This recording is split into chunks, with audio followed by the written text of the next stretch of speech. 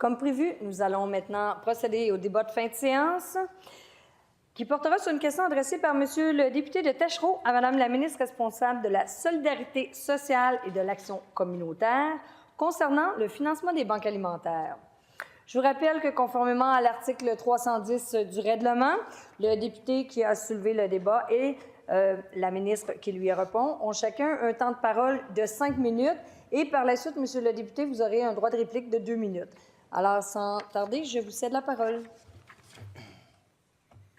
Merci, Madame la Présidente. D'abord, j'aimerais saluer la ministre. C'est la première fois qu'on a des échanges ensemble sur ce dossier, en fait, là, dont j'ai acquis la responsabilité tout récemment, Solidarité sociale et Action communautaire autonome. Donc, ça me fait vraiment plaisir de commencer les échanges avec Madame la ministre, un dossier qui me tient très à cœur, ayant moi-même travaillé pendant plusieurs années dans des organismes en défense collective des droits. Ici, à Québec, un comité de citoyens et citoyennes en basse ville de Québec. On travaillait beaucoup sur des enjeux de lutte à la pauvreté, d'accès au logement, droit des locataires, logement social. Et aussi, pendant 10 ans, comme directeur général d'une organisation qui fait la promotion des transports collectifs et actifs et qui défend les droits collectifs des personnes qui utilisent ces mêmes modes de transport. Donc, c'était avant de faire de la politique. En fait, c'était de la politique, mais de la politique non partisane, parce que c'est un peu ça, l'Action communautaire autonome, aussi la défense collective des droits. Donc, ça me fait plaisir de commencer à discuter puis de prendre du temps dans ce dossier-là. Et si j'ai demandé un débat de fin de séance, Madame la Présidente, c'est parce que j'ai posé une question à Madame la ministre pour laquelle j'ai eu une réponse qui m'est apparue décevante. Et je voulais donner la chance à Madame la ministre d'étoffer, d'étayer sa réponse, parce que j'ai eu l'impression qu'elle n'y avait pas répondu.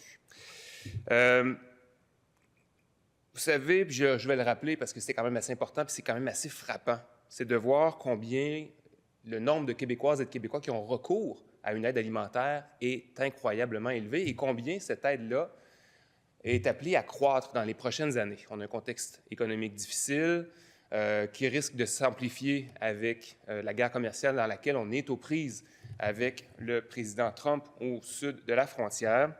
Il y a eu une étude il n'y a pas longtemps qui a été rendue publique par Banque alimentaire Québec, par le réseau des banques alimentaires du Québec, qui disait que pour le Québec, en 2027, ce serait 3,2 millions de demandes d'aide alimentaire mensuelles qu'on aurait au Québec. C'est une augmentation assez importante. On est à 2,90 millions actuellement. Donc, c'est important. On sait aussi qu'une épicerie saine va coûter 2 600 $ de plus cette année en 2025 à cause de l'inflation, à cause d'un paquet d'éléments, en fait, un contexte qu'on ne contrôle pas tout, évidemment. Je ne demanderai pas à la ministre de faire baisser le prix du coût de l'épicerie. Par contre, si les revenus ne suivent pas, puis si en plus le prix du loyer coûte toujours plus cher, puis si en plus on a des augmentations de tarifs un peu partout dans la société, bien, ça fait que les gens ont de la misère et ont besoin de cette aide de dernier recours, qui est très importante. Je rappellerai aussi que selon Banque alimentaire Québec, 35 % des bénéficiaires des banques alimentaires au Québec sont des enfants. C'est extrêmement important et on le sait. Et on avait fait des propositions en ce sens-là aussi. Rappelez-vous, mon collègue chef parlementaire, député de Gouin, qui parlait d'un programme d'alimentation scolaire qui disait qu'un enfant, c'est le sens de notre proposition, mais qu'un enfant qui arrive à l'école avec le ventre plein a plus de chances de réussir, il va mieux écouter à l'école. Alors évidemment, ça, c'est des choses qui nous préoccupent évidemment beaucoup, beaucoup chez Québec solidaire. Il y a toutes sortes d'organismes aussi qui travaillent à la sécurité alimentaire dans nos différentes villes du Québec.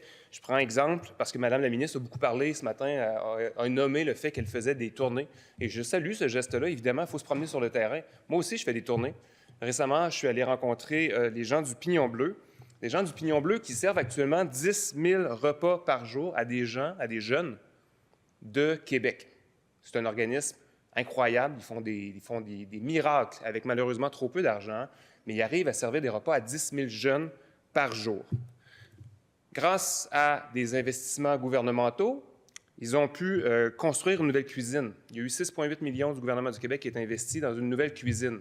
Le Pignon Bleu pourrait servir des repas à 25 000 personnes, jeunes en fait, à 25 000 jeunes, dès demain matin, dès l'ouverture de leur cuisine. Imaginez combien les besoins sont immenses.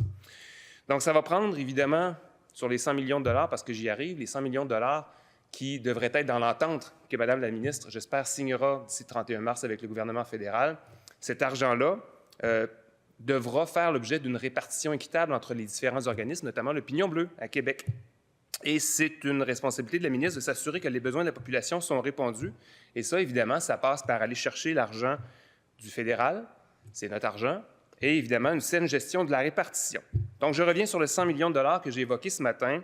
Il y a 100 millions de dollars de notre argent actuellement en sécurité alimentaire qui dort à Ottawa.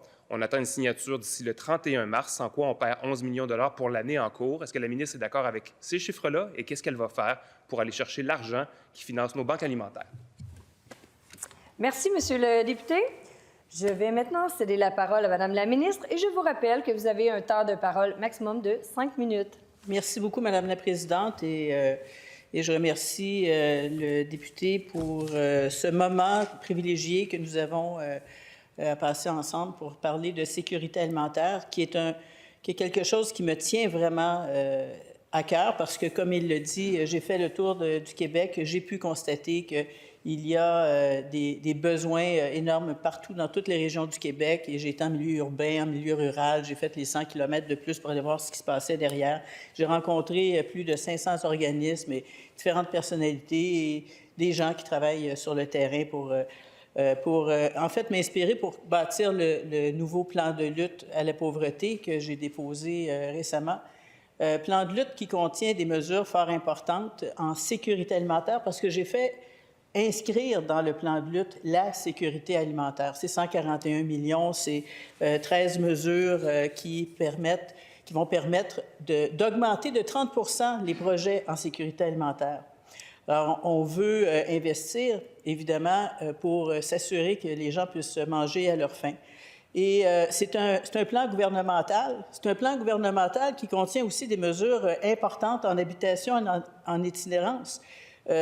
Globalement, c'est un plan de 4,3 milliards de dollars, plus de 3 milliards qui sont liés à l'habitation pour permettre aux gens d'avoir des logements à bon prix, parce que c'est ça qui vient impacter la capacité de payer des gens. C'est le logement, évidemment, puis toutes les mesures en itinérance pour prévenir l'itinérance, évidemment. Un plan gouvernemental, et le député souligne l'ajout de l'argent du gouvernement fédéral qui doit venir. Les négociations sont en cours. C'est mon collègue, le ministre de l'Éducation, qui est en train de finaliser ces discussions. Donc, on aura les résultats très prochainement, puis je travaille avec lui. Je suis ça de très, très près, mais on aura notre part, c'est certain, parce qu'on a besoin, évidemment, de cet argent-là. Mais je veux souligner aussi tout ce qu'on fait en matière de sécurité alimentaire. Depuis qu'on est en poste, j'ai mentionné déjà que c'est plus de 700 millions de dollars par les différents ministères qui sont dédiés à la sécurité alimentaire. Et je vous donne un exemple. Moi, lorsque je suis arrivée dans ce dossier en 2022, déjà, on a répondu à la demande de Banque alimentaire Québec qui était de 6 millions. Alors, on a démarré là, en décembre 2022. 2023, à l'été, c'est 34 millions qu'on a investi comme gouvernement, 20 millions pour des infrastructures permettant de mieux conserver la nourriture, la proportionner, mieux la distribuer. Alors, des équipements qui sont fort importants, qui viennent du ministère de l'Agriculture, donc mon collègue qui est très investi dans cette mission-là aussi, et 14 millions qui servaient pour l'achat de denrées notamment, et quelques autres initiatives d'aide alimentaire. Mon collègue des services sociaux, via le programme du PSOC, a investi 83 millions auprès des organismes en aide alimentaire, toujours en 2023. On a, là, je ne vais pas me tromper, en 2023, donc, à l'été, c'était 34 millions. On a rajouté à l'automne un autre 21 millions auprès de différents réseaux. On parle des banques alimentaires, on parle du club des petits déjeuners, on parle de la tablée des chefs, on parle de la Fondation Holo, on parle de la cantine pour tous, qui permettent ces organisations de nourrir des enfants, évidemment, et contrer le gaspillage alimentaire. Dans le dernier budget, le tout dernier budget, c'est 80 millions de dollars que nous avons ajoutés pour 40 millions pour Banque alimentaire Québec, toujours pour acheter de la nourriture. Et pour l'Atelier des chefs, le Club des petits déjeuners, Cantine pour tous, continuer et augmenter l'offre auprès des jeunes notamment. Alors, on fait différents gestes. Et dans le plan de lutte à la pauvreté, 141 millions avec 13 mesures. Par exemple, la semaine dernière, j'étais à Gatineau avec les Alliances où on investit 145 millions pour contrer la pauvreté dans les différentes régions. Et j'annonçais 1,4 million pour l'organisme OLAB, qui est une organisation spécialisée dans l'agriculture urbaine pour permettre d'accompagner des gens qui veulent faire de l'agriculture urbaine. Merci, Madame la ministre. Maintenant, je cède la parole à Monsieur le député pour son droit de réplique. Merci, Madame la présidente. Bien, écoutez, je remercie la ministre pour sa réponse. Mais en même temps, ça m'a permis de comprendre un petit peu mieux pourquoi elle n'a pas pu me répondre ce matin, en fait. C'est que ce n'est pas elle qui négocie avec le fédéral. Ce n'est pas elle qui négocie actuellement, c'est son collègue à l'éducation. Donc, j'espère qu'effectivement, elle garde un œil attentif aux négociations, parce qu'il y a beaucoup de gens qui comptent sur elle pour être capable de finir la fin de mois. Il y a beaucoup d'organismes comme le Pignon Bleu, par exemple, à Québec, et toutes les autres banques alimentaires de ce monde, du Québec, qui la regardent, elle, et qui s'attendent à des résultats, parce que l'argent qui est à Ottawa, évidemment, on va se le rappeler, hein, c'est notre argent qui nous revient. On l'a payé en impôts par taxes, puis ça nous revient. Ça serait peut-être une chose différente si on était un pays.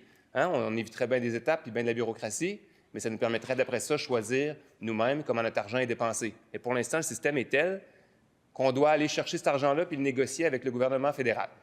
Donc, j'espère que la négociation se passe bien.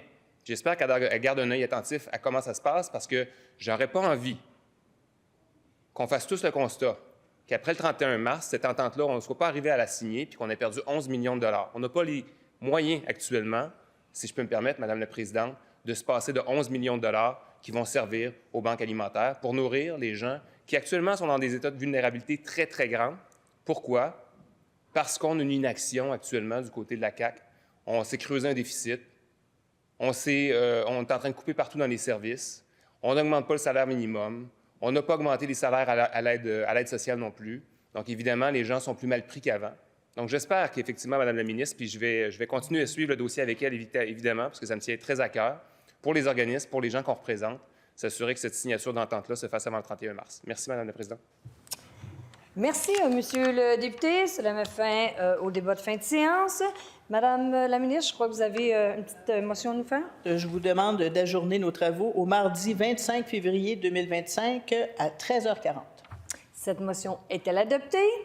Motion adoptée. En conséquence, nous ajournons nos travaux au mardi 25 février 2025 à 13h40.